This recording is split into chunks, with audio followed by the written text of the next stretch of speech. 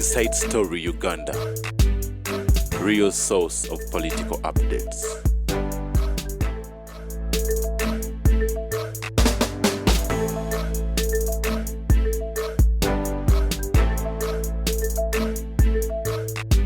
Contradiction. Nabaganda nazine kufuru ezebigalo temuzisobola ziriza mu Europe omuntu akolesa wa musanvu n'avaawo ne waddawo omulala naye olwokuba mwe tembisobola kusasula zaaweezo eti ends up nga buli omwe ekigala akigula wakati musibira yani so logiki nze njagala nnyo okunyumirwa abantu nga boogera abantu ba bulijjo kakati mugenzi ne mugamba biri biba biwaano nga bwolaba omwana tumusiba endege atambula endege buli watambula nezimuvugira n'abakyayina bakola obugatto bwanguya abaana okutambula ebyo byokugamba nti simanyi wamuwadde ki nkuwaire budondo nkuwaire kamuli ebyo ebyo byamukisenge abaganda bakuga nti ebyo bikoma ku ttale ate omusajja omukazi eyasuza awaana bba ate bwe bamukwatire wanneyiba nti tamalaako kakati atamalaako ow'ekiro yabadde amalako ate kati akyuse ekyo tukita flattering oba agging ayirya fe abayizi ojja kusula ku kitanda nze nsule wansi naye embwa erya bulenge embwa bagikwatira mu kitanda tebagittiramu kati ekyo mukitegeere we call them flattering. Kakati isu eyaba SSEGIRINYA. This is how we lose in Africa. Some political science tukita missed opportunity. A missed opportunity means nti twetekinza advantage eyekibi ekibaddewo ekibi kisobola contradiction etteeka erisinga obukadde erifuga amawulire liri Sweden ligamba liti kabaka abantu babizondo abafana babizondo bamuzanyamu omuzanyo naguwera nekugenda underground ate nekubeera popular nnyo kakati kabaka nateeteka nti wali alidda mu kusiba mawulire ekintu muyina kyemukifunamu naye mu Uganda zitulina kyetufunamu kakati BIZUUSE tubadde tubafunamu naye muli ku birala why BIZUUSE babateekako omusango capital offense capital offense olina okumala ennaku 36 mu detention to cool down the tempers ez'abantu. Imagine singa omusango gwa Nagirinya gwawulirirwawo kitaawe was Nagirinya nasinga n'omusajja oyo mu kooti, what will be the reaction? Anne yakoze ensobi ate bali badera nti bamuleta ddala mu kooti ne bamuteeka ku kyenkubuulira amagye ge gakiina amagye go galina kooti maaso etuulirawo buli division obujuzi tebunnafa ne bakuba amasasi abali bakusonyiwa.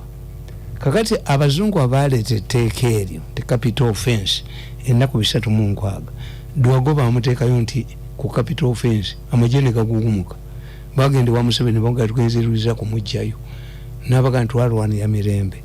Dwago bamukolako production warrant n'akomawo nga yali tabbye emmotoka. Dwago yali mbaale nga babbye emmotoka ennateeti ekitegeeza misuse of the law. Kakati mwe kyemulina okukola mu BIZUUSE tufunamu ki? One, everybody is equal before the law.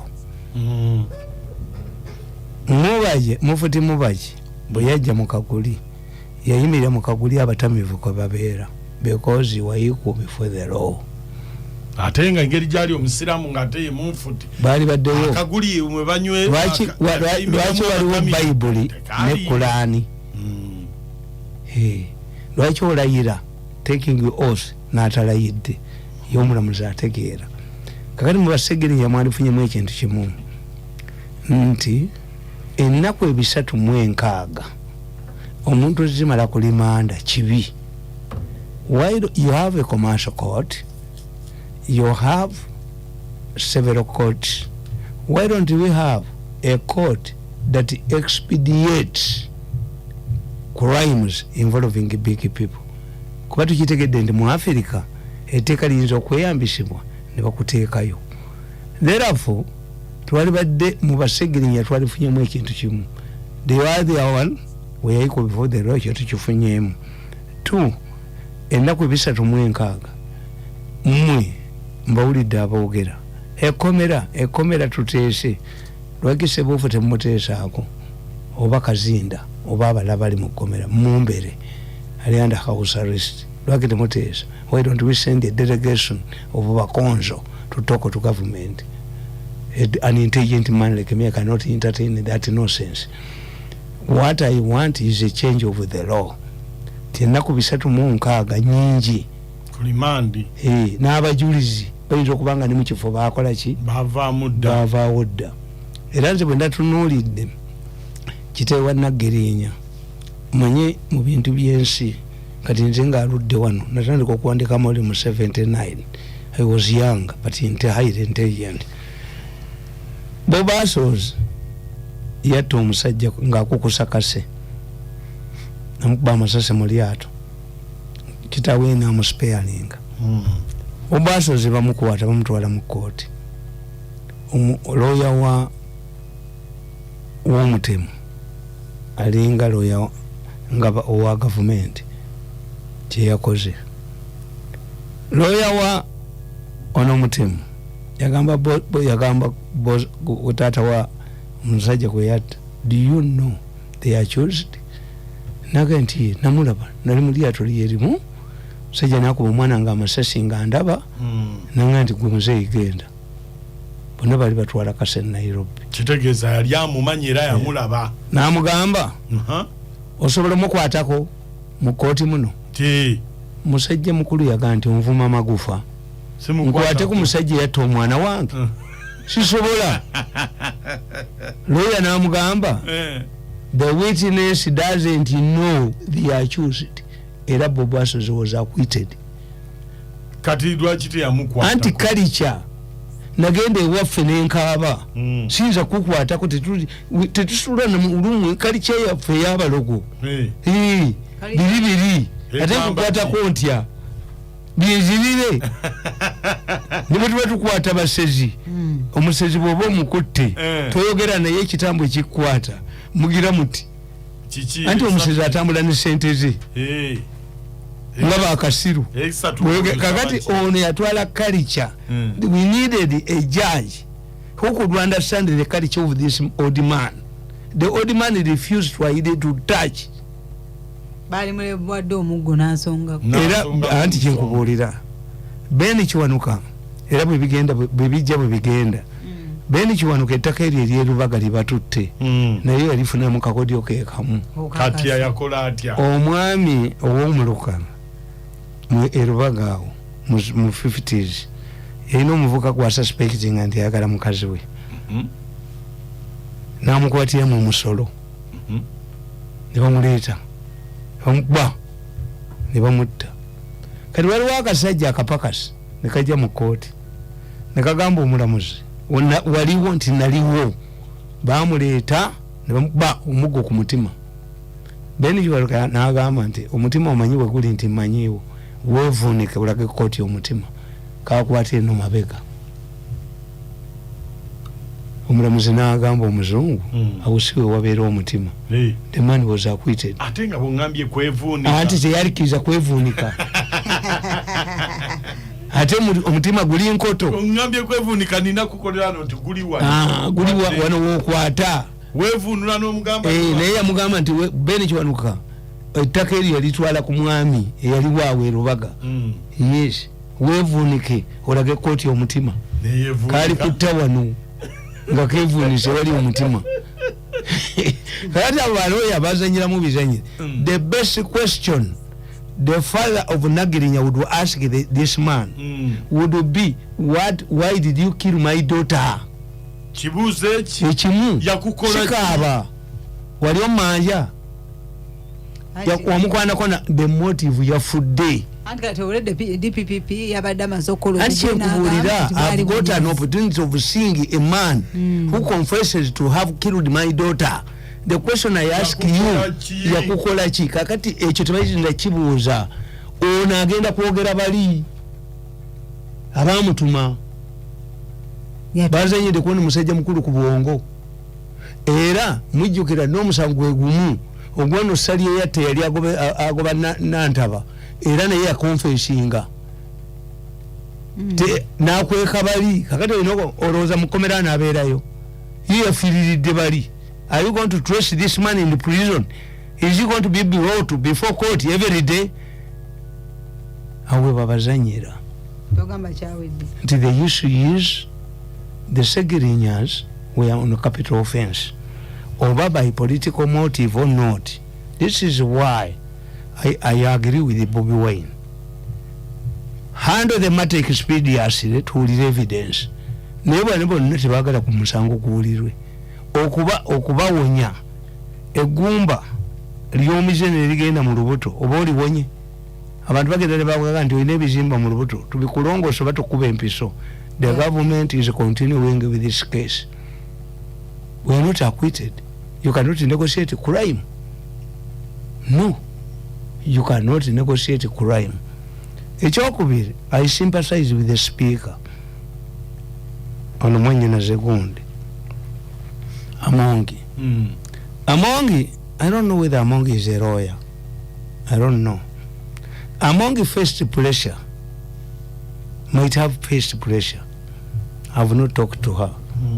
Nti lwaki ye Kadaga yajjayo Bassekikubo gwenga bano bakulemye. The two situations are different. The Sekikubos were accused of indiscipline in the party. These ones are accused of committing a capital offense. Kadaga was able to rescue these people. Kadaga yatula mu SEC ne babagamba baba suspending. Kadaga kye yakola, the Sekikubos and Serekos went to court, and the court expeditiously handled the case. In the meantime, nga Kadaga alinda decision ya court yabafunye no man's land. Kadaga as a second member agreed, but as a speaker ababaka bonna bababo bwe yajja yabafunye no man's land as she was waiting a decision from court. Court upheld her decision. Naye court yatuleetera obuzibu. Abalamuzi tebasoma political science. Introduced political science to everybody. Abalamuzi baluulinga ne batuleetera ekizibu ate NRM teyapiiringa. One, abalamuzi batuleetera ekizibu nti abalamuzi bwe baali baluulinga bagamba omubaka wa parliament tabirongenga ku party. Omubaka wa parliament mubaka wa abantu. Ateseza Uganda yonna. Kakati let us extend that argument ku marriage.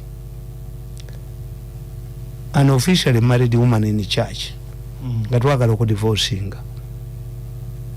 Can court tell me that before you divorce the daughter belongs, the woman does not belong to you, belongs to the parent? Abalamuzi tebakitunulamu.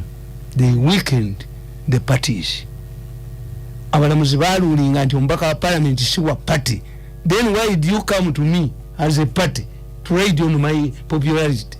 Why should a leader of a party come and campaign for you? Atenga si wa party. Yes. Eyo koti ruling. Ekyo kikola mu nsi kyolamba gamba some political science tukiyita proportionate representation. Proportionate representation temukola constituencies.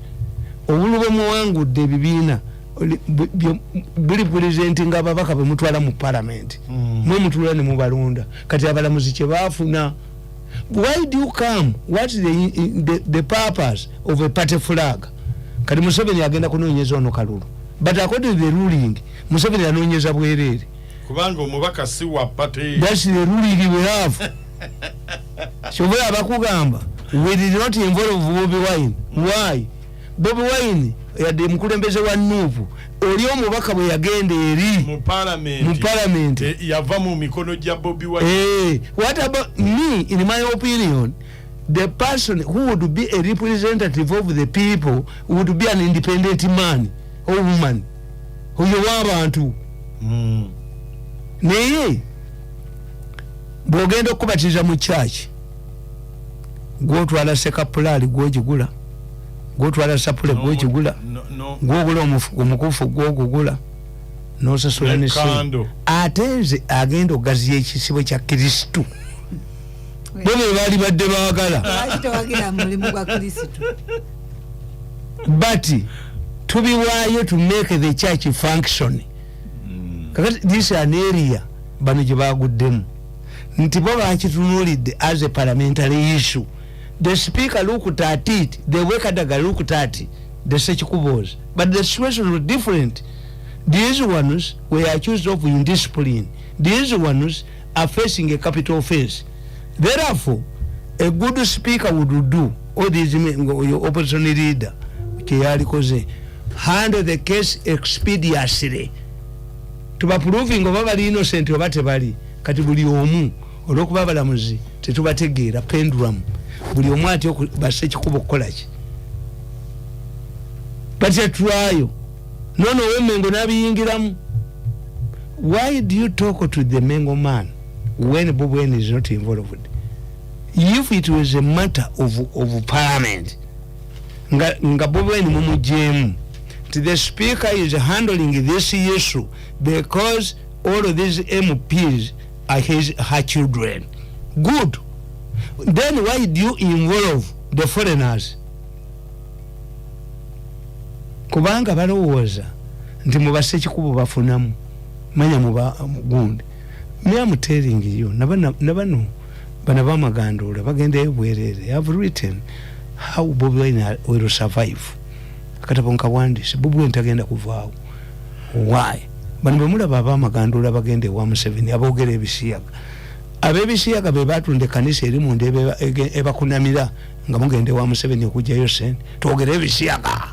Bobi Wine tumuteka mbisiyaga. Sente za bisiyaga. Luyaba yimbi be babba kati bannaddiini be baagala okubba. But when you go to Museveni, nge kanisa eyo mwe mwagitunda ab'enakasero akibisoboka zimba ekanisa ekolimira ne Museveni bwe abatunulira alaba mu luggi lwandabirwamu mugenze kanisa ebakolimire kanisa eri mu Kampala mulimu shaming monuments bbiri ekanisa eyo gye bakuba ate abasajja bagikola njikuba ebifaananyi buli lunaku ensanyusanyu ekolima ekubi anti be bagitunda ekanisa yatunda ekyaki eyo baloya baabwe kiboneka and company advocates bagamba omulamuzi nti ekanisa siyafu balina kye batunda ettaka mbu bazimbe church house bagala gibbira mu Museveni kanisa ne bagitunda omulamuzi yali yishuize egondi ekanisa bagikube omuyita ani ye Museveni was taken ekanisa ekubwa ni bagiwaddeyo era nakalima yakwata omusajja namulwanirira n'avaayo koti by relief bamuyita Kirunda yamukwata n'amusiba because the case was going to be reviewed. They had made an appeal. So the biggest witness, the most important witness in that case was the court by relief. Why? The court by relief was going to be asked under whose directives did you demolish the church? A court by relief under rules of the courts. If you don't execute the duty, bajikuja kone bajiwomulala. No kalima yamuyora to save themselves from embarrassment. Kakati, this is the situation what we have. If let us assume to the court ruling that it decided that MPs belong to the population, can you do anything? Can MPs belonging to NRM do anything that without consulting Museveni? Kisoboka, is it practical? No. Kisoboka. Kisoboka. Why do you kugamba ye Bobi Wine gomba mujoga? Mujayo gundi. Mpuga. We must ask ourselves. Nzabantu babuli jomba sekerera. This issue is not whether kakati gobo gamba nti ekkomera limenya. Yes, ate abali mu Kabuli abate mu ebijambia.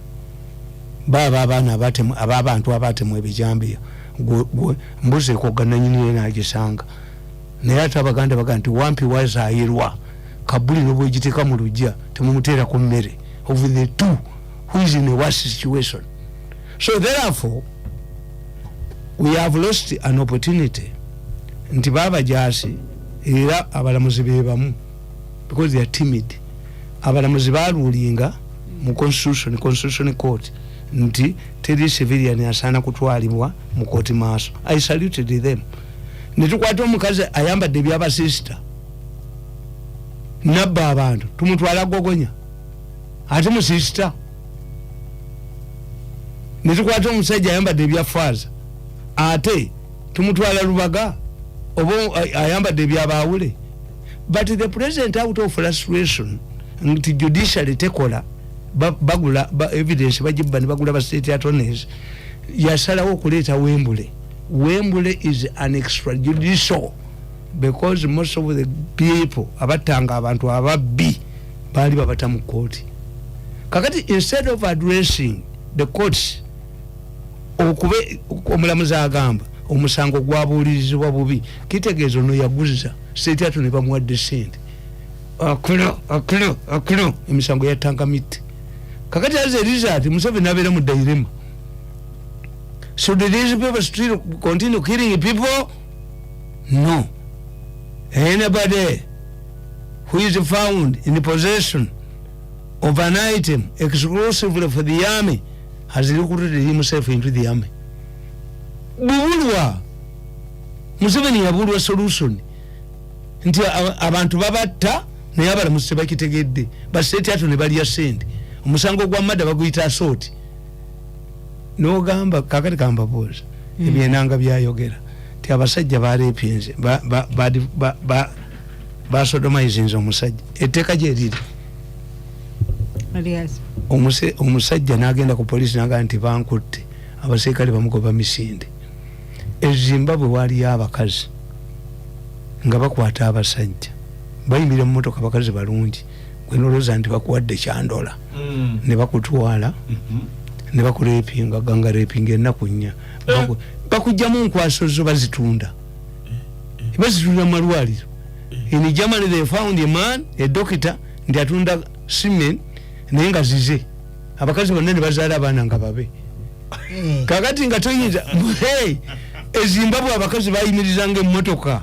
Kakati nga omusajja bw'avaayo n'agenda ku polisi nti abakazi bankutte bakwata batya batwala misinde nabo bayinza okuteekamu eddagala ne weebamba anti bakubuuliza bakukutte bali musajja bamukwata. That is the psychology. Unless we change the law to include also men, to include the defilement kuchovola magamba ni bakazimba nti basaga. If you are serious about homosexuality n'abaana abalenzi nabo mubasajja bukitikiringe nga amafundo mukakebera nga badokita bwe bajja amafundo bagakebera. Bwoba wasoma psychology w'abantu one day nagenda okulaba Katongole. Katongole oyo bali Illuminati Illuminati nti yatta abakazi entebe. Nze all of the killers of women nalimba ina nga manya musimu gaabwe era nga mbali kodinga all of them. Era bamalanga okukwata omukazi bamukozesanga ebyefujjo byonna ennaku nnya ekifaananyi ne bakiweereza ne babasasula sente. Those who were killing younger women. Okay. I infiltrated them and I have their telephone numbers. And some of the telephone numbers are still in operation. Kakati Katongole oyo nze nyamba nnyo abantu. Katongole nali simumanyi ndi musajja w'entebe mugagga. Katongole yalina empuuta ennuni y'empuuta yasooka ozitegeera. Kakati bakaleke n'amukwata bamubbeko empuuta bamuggyeko business eyo obabukidde naye balikwata kayira oba seppo wakkulu bye yadduka naye yajja kusasula ne kabuseeko nakulumu bajja kukwata kabuseeko okutuuka esirongo alidduka misinde ali maliri myezi mukaaga kabuseeko atandatuuka sirongo waye kukuma mu byalo oba yakuba abantu. Omwana oyo omulenzi Katongole ne bamuwayiriza bamuteekako n'omuntu nga tabamanyi nabbamanyi. But do you know that Katongole does not ring my number? Asimani Anti sibenkolera bonna badduka naye nze mba nfunye reference for you. Okay. So I went with Katongol's wife. No mutu twagenda bana mu motoka. When we arrived there, and I heard nanyume naba serikali bechigo for about 2 hours. They like me. Tuyumyane tukola tutya kifo kirungi nnyo kiki nembebaza because ono musajja musajja no wamukomera. Gundi. Yes, ayina PhD. With human rights. No mwogezi wabwe. Byabashaija. Byabashaija originally the prison was intended to intimidate, to scare people. Yep. Ngabo kanti tewali ddagala lya sirimu musikayalinga abantu. Tewali ddagala lya COVID musikayalinga abantu. Tobalaba luziranduulu. Tekyalitumya luzira. Kasita omuserikale wa police owa prison ku ssaawa 9 agala oluggi lw'ekkomera ne bumufiirwa omuntu taggulawo. Luziranduulu. Nobody will respond. Narufeenya. Okufeenya means shrinking. Nti abaganda bakugamba nti akafeenya ebbuga lya RBC. When you buy a sack of vegetables, subject it to fire, ojja kulya nga terijuza nalu. Kituufu. Okufeenya. Mbuze ekogga nanyiniyo n'agisanga. Don't mistreat a prisoner. Sebaddukanya musibe. Now this is Chiganda proverb. Okay. That if a prison wanted forces a prison to run, you also run. You are also punishing it. So the Baganda, Chitalia Mary. Yeah. Yes, Chitalia Mary ogenda chiwachi. Kati this man has changed. Is a rehabilitation center now. The prisons of Uganda are now rehabilitation centers. And why? Is highly educated and too. All of the big powers in Uganda have had a seat in Luzira. So this man of Luzira, he knows Mwanga Chifumbi now will determine this. It's a shadow minister of finance. Determines your money. Numbers determines your money. Was in Luzira. Moses Sali had a seat in Luzira. So many Mukwezi had a seat in Luzira. So many people Kakati Kitegeza. If you mistreated this person, that's why they say Luzira University. Ebintu bibiri ebitukoze eki ebituyambi. Neba n'abaana basegirinya n'egundi ne Sewanya obuzibu bwabwe buli bwe buti. But I'm seeing Besigye to go there. Besigye yategedde bamubulidde nti bagenda Bata. Ayagala kubalayi mulayite ku Bobi Wine. Are you sure? Yes, people remember the last one. Bagenda kubata. Besi umulaba agenda yo. Yakitegedde tibagenda kubata. Why? The Chief Justice pointed out. If you don't have evidence, abatasajja mubate. Ngenda bata. Kituufu. Yabadde myezi 3. Why? The Chief Justice after suffering a setback ngafukamidde abemme. Is now alabika akolagana ne Mao. Agala kuza has handlers now. He wants to restore the dignity of the judiciary. Yes. But the government yefunyemu ne bwebata. Tibaba bakola ensobi abase akasajja karukide osibowa nakano kakayira akalula balo. Say walabanga Segirinya kye bamukola. Segirinya alesa ambulance. Segirinya alesa akoze dwali. Segirinya akoze dwali. Police badde kola Segirinya ne yekweka fattening him. Because these people use low-educated people. When you use a low-educated person, he thinks that being a member of parliament is gives diplomatic immunity. Tokwatibwa ombaka parliament bamkwata. Ombaka wa parliament takwatibwa mu parliament. Takwatibwa nga agenda mu parliament.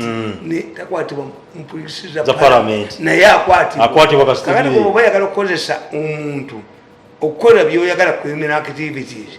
Kozesa oyo atategeera. Nti Emmanuel Kimia I understand. Nti mpaka parliament akwatibwa. Nti Sebagala yalowooza nti obwa meya bwagenda mu America n'ateekayo ekicupuli. Because he's a mayor. Ajja kuyita. No, even a diplomat, the government, the host country can tell you wave his diplomatic immunity oba tumugobye. Naye Sebagala yayingirayo ng'amanyi nti era yagamba nange Museveni bw'aba tanyamba ngenda kuvomitinga ba minister be Museveni said mu press conference let him vomit I will swallow Museveni takoda ku blackmail anybody wants to get something from Museveni must be a humble man ono muganda nge ye yali alowooza nti ajja ndi Museveni kanti sakampu tukundi to pressure to Museveni ngenda kwakusomera wano kasemba kakati that's one nti bana abaana bano basegirinya nono ekibabezeza mu komera ebbanga eddene Parliament would have said handle the matter the case expeditiously ntwala mu court why do you arrest me and put me in prison when you are investigating is it preventive? But Parliament has said that again and again. Nedda Parliament yayagala kweyambisa speaker agenze yabawadde sente ono government kyeyagala ebbango diwanulayo to tell you kakati yo government enkola gyekolamu nti Ruto yajjeko kinyata abasirikale n'abamuddiza naye ndabakugjeeko musobola obbakola ki others kati ya warning others a state must be in charge as coercive forces even the son of Uhuru the former president of Kenyatta nsobola mukwata ne mujaka naye ekimukola ne Ruto bamujjako abasirikale bamuwa bamusirike is asserting the power of the state kati nze ndiwo kati basegirinya sibeebo omuziba bakuba nti Wambwa yagenda ewomuziba wangu nga Wambwa ali ku kibanyi omuziba ganti ndagula abali hansi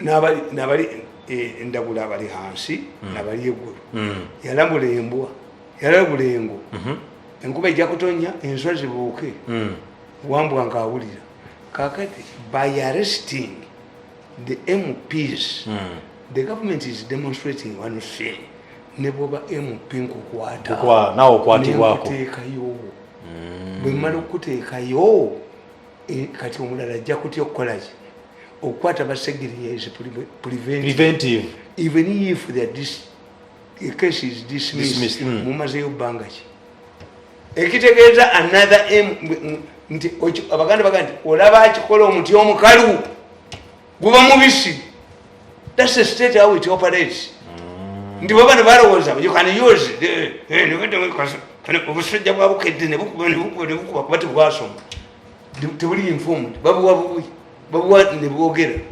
gavumenti gakapa terinyibwa kumukira kapa terinyibwa kumukira kituufu ekyo ozanya nayo naye kapa terinyibwa ekituufu estate besi ye bamukwata ne bamuteekayo tinyefunza gundi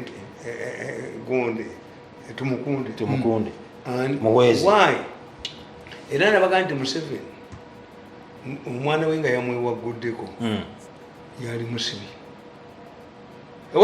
amuteekayo nakiwandika mu katabo kange kano the lion and the Masai warrior nembaga nti Museveni ajja kuteeminga lwabwoko nabagamba mu katabo kange kano nabagamba kani Museveni teemu lwabwoko andi muhoozi nabagamba in my book who keeps Museveni in power I enumerated Museveni's attributes and how he defeats his enemies. Museveni is a myth. He is not even understood by many. And nobody can know his future plans. Even his close relatives. Museveni tebamutegeera.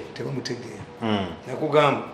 Museveni detects enemies from far, but it takes a longer time to act. He lures the snakes out of their holes.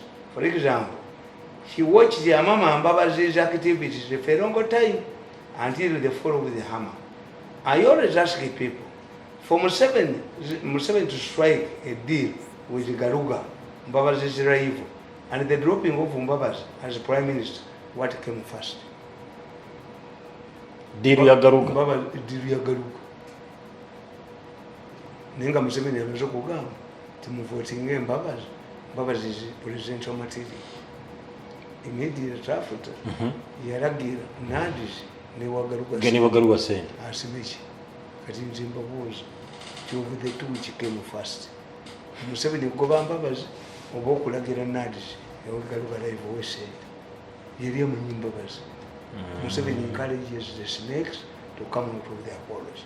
We were musajja gwe nalaba ngasaba Museveni ekisozi ministries nnya nanzimu ne kakati yawolomu Museveni encourages you to embark on self-destruction mission.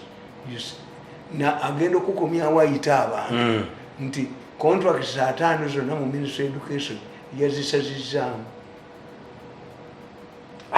Nkugamba Museveni directed officials of NAS to eject billions of money into Galuga's tea business. Even before dealing with Zimbabwe, Museveni also promoted Henry Tumukunde to Lieutenant General. Then it was an energized Tumukunde who fought to Zimbabwe. Wabakola kayigula yasiba banne bonna bamukwezi bana naye kimotoka konga bano bazina kituufu. Tumukunde yakwata helicopter nagisula mulala yambabazi najemu amakutiya g'akaseera n'agenda eweeru kunge bwe bamujemba abambabazi nga balo bakuba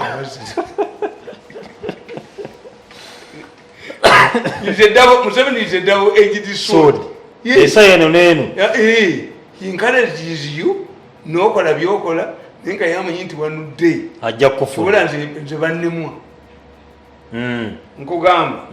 Museveni also did not listen to complaints about General Kayihura until the hammer fell.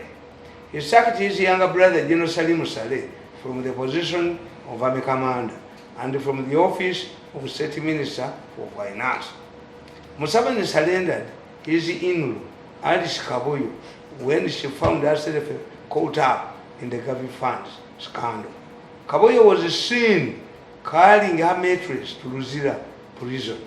He, Museveni openly, on a live television press conference, disagreed with his wife on the reopening of schools during COVID pandemic. The question is why would the two disagree in public? Museveni agamba mukazi we enyumba ekutta omuliro ndi munjalire neba n'agamba musomo tegajja kuggulawo. Lwaki badisagiriingirawo? Waliwo oyinza okusanga nga lwe yali alowooza fasiridi bwakyogera onagenda kibayinga mu public bajja kwabukana. Museveni, a revolution does not take gambles. Museveni is not a fambula, is never takkiriza kintu kukiteeka mu nkola kyagenda kulwana to retract. When you retract, then who believes in you? No one. A story told of his close relative, brother, who stole his cows, and Museveni reportedly surrendered the man to law enforcement officers for prosecution. It is rumored that Museveni's late father, the late Museveni Amos Kabuta, saved the man by taking hunger strike. Yamugamba owe yasoma ona yajja okuma yetayina bamuzaala bamukuba amasasi mayumba bwe yanga Museveni yali wadde brother we bamukuba amasasi yassa omuntu nga muganda okubba ente ate nga ente za Museveni. Yamugamba oli tebina jjajja Kaguta had to stage a hunger strike nazirembe. Museveni. In 1986, the most powerful women in NRM were Madame Gertrude Njoa, Hajati Janat Mukwaya, and Narweso. When escorts of the late Oliver Zizing killed a suspect, Museveni surrendered her to face the law. Zizinga was only released by court even when she had lost Zizinga yafiirwa abaana 9 baatuuka ekiseera nga tebakyamubuulira ate nga Museveni yamukozesa ekitabi meeting yasooka okukuba Kayiira. I don't know how Museveni supported Zizinga and was informed about Buganda history. Yamulete n'akuba Kayiira mu meeting y'ekitabi gundi. Kyokka yomugwe baasiba. Yes, yamusiba baescorts be bakuba omuntu. Yamusalendalinga Zizinga nga yafiirwa abaana 9 mu nsiko. Bano abolwaliro bonga muleme okuwaayo. Museveni sacked General Eli Tumwine, a member of the 27 pioneers of the Royal Bush War. General Tumwine is one of the Bush War heroes with a permanent reminder of the Kabamba attack when he lost an eye. Those who were in the bush know the role Chobe played. Chobe Ngayite Mumua is a man called Chobe. Chobe played during the initial stages of the struggle. Even when Museveni was leaving for Libya to meet Muammar Gaddafi in 1983, he spent the night at Chobe's house However, when Chobe found himself on the wrong side of the law, Museveni surrendered him. Chobe Yesuza Museveni. Vakuru Tamaguzi. Never Lagawa. Balaga Libya. Libya. Hey, Aton Wound. Uyu. Ani. Yaliwo. Unogundi. Ani Yaliani. Kutesi. Siwe baliga EDCU. Teyamusiba. Teyamuteka kubali. Chiwela nze Museveni simuzanyirako. Ekyuma bwe kigaya amayinja tosibira ku bulo. Bw'olaba tulakita esitudde olusozi togandi kansibire ku malaalo gaaki ga tairos nkugamba. Haji Sserunjoye, who was recently arrested on orders of the state minister Sam Mayanja, contributed an embassy to the NRM Mswago. One of his wives was grabbed by a soldier during the Bush War Day, only to be reunited with Sserunjoye after the war. In spite of all of this, Sserunjoye inebyalana ngamusiko yabatungire enkoyi. Sserunjoye was put behind the bars during the Gavi Fund scandal. Professor Gilbert Bukenya, the former vice president, who used to call himself Mahogan, was also put in prison and had to face the law. Sam Kutesa, whose daughter is married to Museveni's son, and the two married from the same family, also suffered the same fate. He was dragged to the dock and hammered to the bone marrow. The only thing he got was seeing Museveni's family members present in court. Major General Jim Muhwezi, whose wife played the role of Senga at the end of a Oguhingira ceremony of Museveni's daughter, also found himself in Uganda prison during his scandal. What about General Moses Sali? He arrived in Uganda from exile aboard a cargo plane with the Land Rovers and the bodyguards were given to him. Moses Sali yajira mu nnyonyi nga ina Land Rovers n'abaserikale ababe ne basalundinga Kevik. Ani bwe mutamanyi General Gund, General Haq yafuga Pakistan, Zulu Haq. Zulu Haq taata we yali dokita emulako. Moses Sali nga yajjanjaba Moses Sali nani ne Abu Mayanja. Okay. Zulu Haq amini bwagoba abayindi. Zulu Haq went to Pakistan, joined the army, became army commander and topped the government. Was a Uganda. No, no Korea. Yakulira wa. Okay. Yes. Moses Sali yajira mu nnyonyi. Era nkugamba nti upon meeting Museveni, he said, Moses Sali yakwata Museveni mu ngalo bwati. Yagamba, you killed the people and I killed the people. Therefore, no apologies. Moses Sali yagamba Museveni. Buli omu yatta. Ndatta nawe not. No apologies. Ne Moses Sali yalina ekikwate mu mutwe gwe. Ti mu 1983 the Triple Agreement yalina okubeera vice president. No apologies. Moses Sali was demanding for the vice president according to the Tripoli Accord of 1983. He used to attack Museveni during the NRC days until he was arrested, charged with treason, and imprisoned for more than 2 years. Whatever he has today has been achieved on Museveni's terms. Nasanga Moses Sali nga bamujja mu lubiri. Gayira kapiteni Gayira. Nga mujja mu lubiri. Nga mutwala ku Impala House. Atayina saati ali mu pajama. Ani Moses Sali bamukwata ava mu State House. Kazini ye mukwata. Bwe Museveni mwita wakoze. Kyuma kigaya mayinja ngobule bweregale. My question is nkugamba. What about Lieutenant Colonel Andrew Lutaya? Namulaba jjo. Andrew Lutaya. Namusanga ina petrol station ewandegeya. Tewali musajja ina maanyi nga Andrew Lutaya. What about Lieutenant Colonel Andrew Lutaya, who single-handedly pedaled the canoe and ferried Museveni across the Lake Victoria for Kajans to Kisumu on his way to Libya in 1960? What about General Pecos Kutesa, who was Museveni's trusted ADC, and he accompanied Museveni to Libya in 1983? However, when he failed to capture the parliamentary building during the final stages of the war, Museveni replaced him immediately, and he died after a drinking spree for idleness. Alcohol had taken a toll on him. The list is endless. Therefore, this takes me to my final submission. Will Museveni, will the Maasai warrior defeat the lion? My submission is that Museveni is still in the position to defeat anybody threatening his government. As I remember above, Museveni is retiring age. Museveni's future insurance is a stable Uganda, where I will be able to look after his cows and his grandchildren. Museveni cannot therefore allow a hostile group to take a point in Uganda. Those who want to rule Uganda after him must keep this in mind. Don't say this. Nalebyo omusajja ng'agamba mukozi bw'atanzija ku kazito omukazi muzaayo kuba babonyaabonyeza ekisiri n'abuuza banne baabaddawo naye namwe bababonyaabonyanga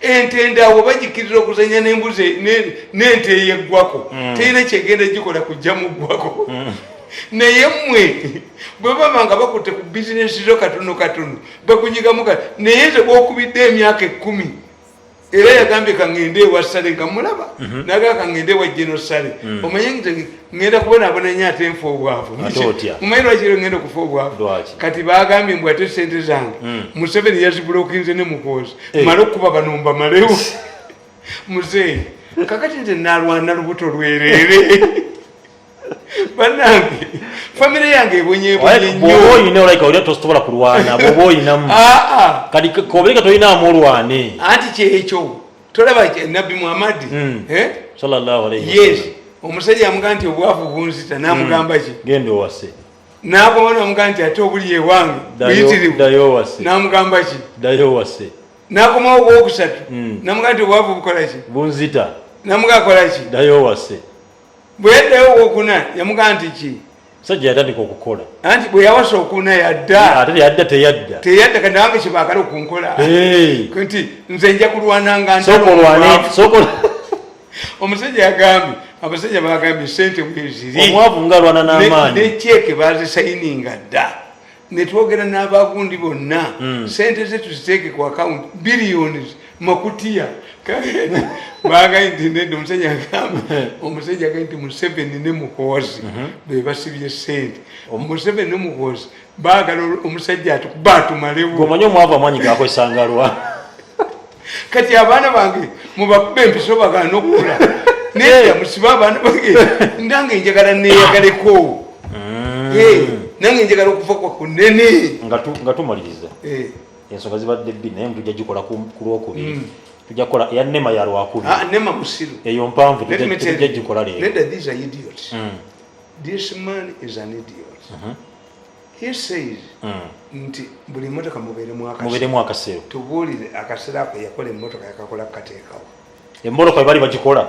balekamu space y'akasero era abantu bemeka abatambula mu mmotoka nga bali akasoolo bwe bali yange webale nnyo nekijjayo omutwe gwe omutwe gwe gulimu ennagisi obwongo bwe bulimu ennagisi let us look at these innovations baatuleeterako emisipi gyalagawo ne batuleeta ka triangle kalagawo ne batuleetera egundi speed govern nga bali balesene yebigere nasaasa we are ready bali balesene yebigere yes network tabagirise netuleera kiri Uganda mzee Tamale ngochali kubya moto anti kyenkubulira these people out of touch with the population tebamanyi and you see they want to overthrow the government tekisoboka kuba ng'ono wa traffic asiba ba border kino nekyo nekijjayo entwe yakyo nekijjayo entwe omusajja gwe wa idiot otwagala kasero mu motoka ebisajja ebyo byetagaga tebawasa waabyo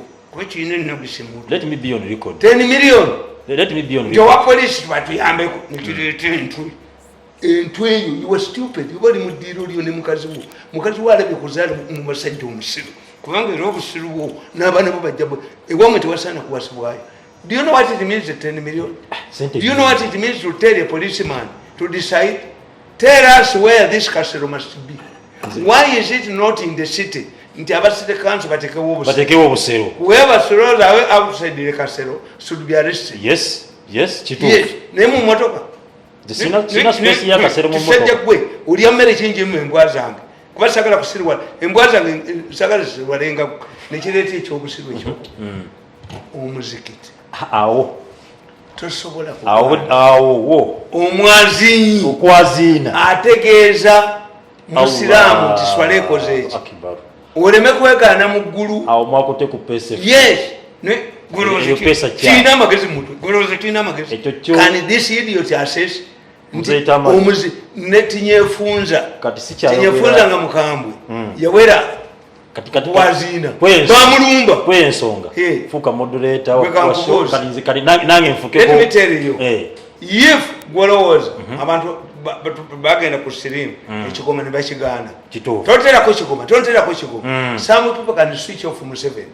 Why is it that you have never had an incident nga waliwo omusajja agenze najjako omuzikiti najjako microphone y'omuzikiti omuzikiti is different from these balokole because the balokole have no mandate okutuwogganira bano ab'ebidongo tebalina mandate okutuwogganira.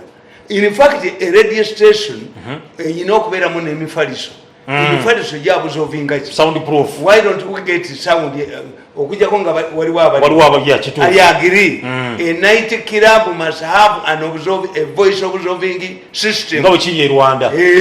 Yes kola gundiyo bedongo yamu nga tefuluma bweru kukola ki omulokole kati fe mbakatuliki mina imonde akatoko bokafunga munya katoko kabanyarwanda ebijanjalo bibera waggulu ate byabaganda bibera wansi kakati emirije waggulu ekyabaganda era kibate kiyide bulijiba makakola kakati obukatulu kinabulwamu nnyo ate nengattamu nabindi byotegese defense system kandi nkubulira ti abakatuliki balina eswala bbiri ekisinde ekyokumakya n'ekisinde ekyolugulu. Abakatuliki n'abakristaayo bakuba engoma lwa mukaaga.